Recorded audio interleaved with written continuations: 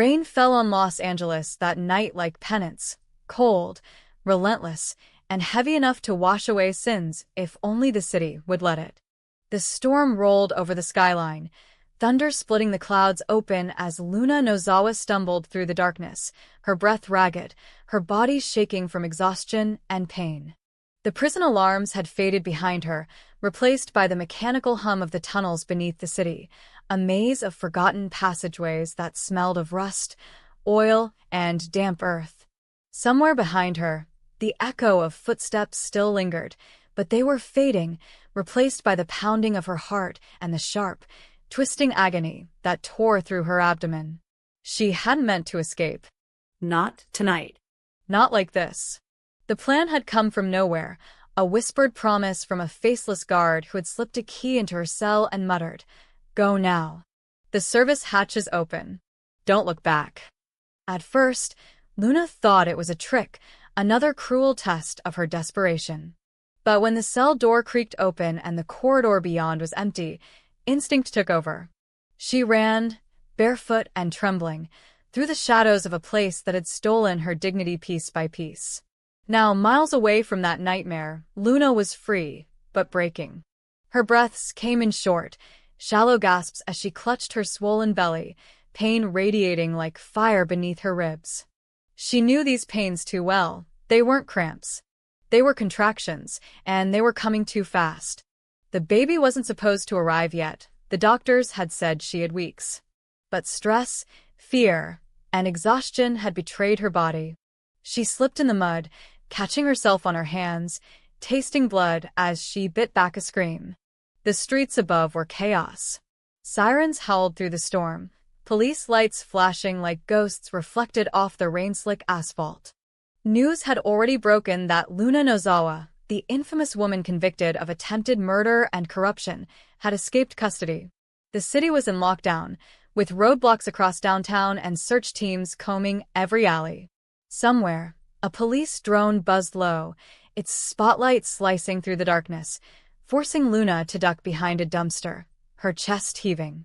Her prison clothes were soaked, clinging to her skin, and her hair plastered against her face. She could barely stand, but she had no choice. She had to move. She followed instinct, staggering toward the industrial district, an area she remembered from before when she was still part of the world, still someone's daughter, someone's lover. The storm had cut the power grid, and the buildings loomed like black monoliths against the flickering skyline. She pressed her hand to her stomach, whispering to the child inside, "Hold on, just a little longer. I'll find help." But deep down, she knew help was the one thing she couldn't risk seeking. If she went to a hospital, she'd be caught within minutes. Her vision blurred as she stumbled into the loading dock of a vast, dark structure. A sign above the entrance, barely legible through the rain, read Spencer Publications. Luna froze. The irony hit her like a cruel joke. This was his empire, the man whose family she had shattered, the one who had unknowingly become tied to her fate through the child she now carried. She thought about turning back, but lightning flashed overhead, and the next contraction tore through her body like glass. She screamed, collapsing to her knees. There was no choice left. Inside, the warehouse was silent except for the rain hammering on the roof. The air was heavy with the scent of paper, ink, and steel. Luna crawled deeper into the shadows, finding a corner between stacks of shipping crates. Her body trembled uncontrollably now, each wave of pain closer than the last. She clutched her belly, crying out softly, terrified that the sound might draw attention but unable to stop herself. When she felt the warm rush of fluid beneath her, panic set in. Her water had broken. The baby was coming. Upstairs, Bill Spencer sat alone in his office, the storm reflected in the glass walls around him. He'd stayed late, too restless to go home. Something about the night felt wrong, electric, heavy with a sense of approaching consequence. He poured himself a drink, but before he could take a sip, the security alert flashed on his tablet, motion detected in the south storage bay. He frowned. No one should have been there. When he reached the warehouse floor, flashlight in hand, He moved like a predator, silent and precise. But when the beam caught the figure curled up in the corner, he froze. The face, pale and bloodied, was unmistakable. Luna. His first instinct was disbelief. The news had said she was locked away, awaiting transfer. But here she was, soaked and trembling, her hands pressed against her stomach, eyes wide with pain and fear. "Bill," she rasped, barely recognizing him. "Please, the baby," he didn't hesitate. Whatever she'd done, whatever hell had brought her here, she was a woman about to give birth, and the child inside her might be his blood. He dropped to his knees beside her, his voice low but steady. "You're safe now. I've got you." The contractions were coming fast, too fast. Luna's breathing was shallow, erratic. She gripped his wrist with surprising strength, whispering through gritted teeth, "Don't call anyone, they'll take me back." Bill's mind raced. If he called the police or an ambulance, the scandal would explode before dawn. But if he did nothing, she and the baby could die. He made the only choice that made sense in that moment. He pulled out a secure, untraceable phone, one he kept for emergencies, and dialed a number few knew existed. "Finn," he said when the voice answered. "I need you. No questions. Spencer Warehouse. Now." The line went dead before Finn could respond. 15 minutes later, headlights cut through the rain. Dr. John Finnegan, Finn, rushed inside, his face pale when he saw Luna lying on the floor, half conscious, blood pooling beneath her. "What the hell happened?" he demanded, but Bill only handed him a flashlight and barked, "Just save her." The delivery was brutal, primitive, and terrifying. There were no sterile instruments, no monitors, no anesthesia, only a flickering emergency lamp, a roll of towels from the supply closet, and Finn's trembling hands.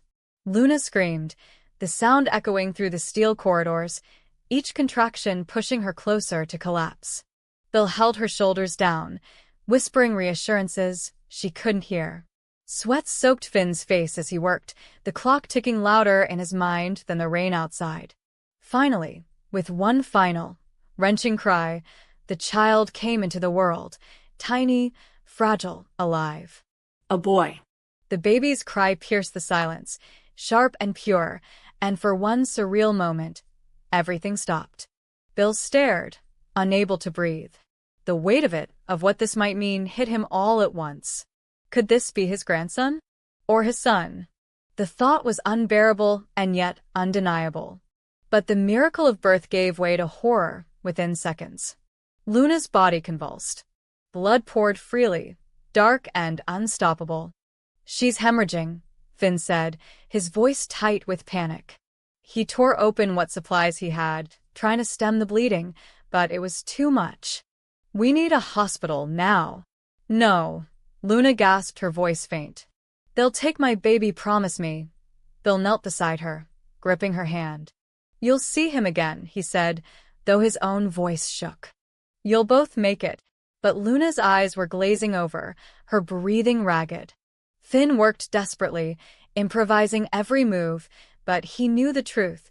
Without equipment, without blood, her chances were slipping away. When the bleeding finally slowed, Luna was unconscious but alive. Finn slumped back, drenched in sweat, cradling the newborn in his arms. "She needs intensive care," he said quietly. "If she doesn't get it soon..." Bill's mind was already racing. "She can't go to a hospital," he said. "Not until I figure out how to fix this." "You're talking about hiding a fugitive," Finn snapped. "You're risking everything." "I know exactly what I'm risking," Bill shot back. "And I don't care." He took the baby gently, wrapping him in his coat. For a moment, the ruthless tycoon disappeared, replaced by something raw and unguarded, a man seeing redemption in the smallest, most fragile form imaginable. "This child," he whispered, "is Spencer blood. I can feel it." By morning, the storm had passed, but the fallout had begun. News outlets exploded with headlines. Spencer publications harboring fugitive, billionaire caught in scandal as escaped inmate found on property. Photographs of police cars outside the building spread across every network. The whispers of Bill's involvement with Luna reignited every rumor, every scandal from his past. Competitors called for his resignation. Sponsors threatened to withdraw. Even his sons turned on him. Liam furious, Wyatt silent but disappointed. Katie confronted him in private, her voice trembling with disbelief. "You hit her? You helped her give birth?" "Bill, she's a criminal. She's also a mother," he said quietly. "And that baby might be family." The word struck her like a slap. She stared at him, unable to speak. In his eyes, she saw something terrifying, a mix of guilt, compassion, and pride. Bill Spencer, the man who built empires on ruthlessness, had finally broken his own rules. Meanwhile, Luna's condition worsened. Hidden in a safe house under Finn's supervision, she drifted in and out of consciousness. Her mind was foggy, her memories fractured. But one thing remained clear, her child. She asked for him constantly, her voice barely a whisper. "Where is he? Is he safe?" He was safe, for now. Bill had placed the baby in the care of someone he trusted completely, Katie. Despite her anger, she couldn't refuse the helpless infant. Every time she held him, she felt her own resentment softening, replaced by something deeper, a sense that life was giving them another chance to heal old wounds through this child. But the city wasn't done with them. The district attorney announced an investigation into Spencer Publications for aiding and abetting a fugitive. Protesters gathered outside the building. Share prices plummeted. Bill faced possible arrest. The empire he had built over decades was crumbling, and yet he felt strangely calm. He had made his choice. Then came the anonymous leak, a video of the escape, showing a guard leading Luna through the tunnels. The man's face was obscured, but his voice was unmistakable. It was Finn's. Within hours, Finn was suspended, his license under review. Steffi was livid, accusing him of betraying their family for a woman who had endangered them before. "You risked everything for her," she cried. For him, for Bill. But Finn stood his ground. "I did it to save a life. You don't walk away from someone who's dying, no matter what they've done." As the scandal reached its peak, Luna finally woke. Her body was frail, her voice a whisper, but her eyes burned with a fragile determination. "I need to see my baby," she said. Bill was there, waiting. He brought the child to her side, and when she held him for the first time, her tears fell silently. For a moment, everything else, police, press, betrayal, faded. "His name," she whispered, "is Hope." Bill swallowed hard, emotion tightening his throat. "Then let's make sure he gets what we never had," he said. Outside, the storm began again, distant thunder rolling over the city. The scandal had left scars that would never fully heal, careers destroyed, loyalties shattered, but in the quiet of that hospital room, something new was born. Not just a child, but the possibility of grace. Bill Spencer, once a man of steel and ambition, had risked everything for compassion. Whether it would save or destroy him, no one could yet say. But as he watched Luna cradle her son beneath the dim light, he knew one thing with absolute certainty: some battles weren't fought in boardrooms or headlines. They were fought in the shadows, between guilt and mercy, in the fragile heartbeat of a newborn who carried both redemption and ruin in his tiny hands.